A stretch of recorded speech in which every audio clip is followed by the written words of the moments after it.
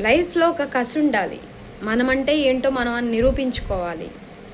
కొంచెం ఆర్థికంగా ఎదగాలి. నా కాళ్ నా కాళ్ళ మీద నేను నిలబడాలి. ఎందుకు వాళ్ళ చేత, వీళ్ళ చేత నేను మాటలనిపించుకోవాలి? దానికోసమేనా నేను పుట్టింది? నేను 4 గోళ్ల మధ్య పరిమితమైపోవాలా నేను? బయటికి రాకూడదా? నాకంటూ సోషల్ విజిబిలిటీ పెరగకూడదా? నా బిజినెస్ నేను చేసుకోకూడదా? నేను చదువుకున్నాను గదా! నాకు అన్ని తెలివితేటలు ఉన్నాయి కదా! నేనెందుకు ఎదగలేకపోతున్నాను? నేనెందుకు 4 గోళ్ల మధ్య ఉండిపోతున్నాను?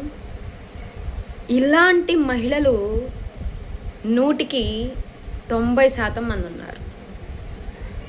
వాళ్ళంటే వాళ్ళేదో ప్రూవ్ చేసుకోవాలనుకుంటున్నారు. జాబ్ చేసుకోవాలనుకుంటున్నారు. ఒక ఫినాన్షియల్ ఇండిపెండెన్స్ అనేది కావాలనుకుంటున్నారు. మరీ చిన్న చిన్న వాటికి హస్బెండ్‌ని మనీ అడగడానికి వాళ్ళకిష్టం లేదు. వాళ్ళంటూ వాళ్ళ లైఫ్‌లో వాళ్ళ కాళ్ళ మీద నిలబడాలనుకుంటున్నారు.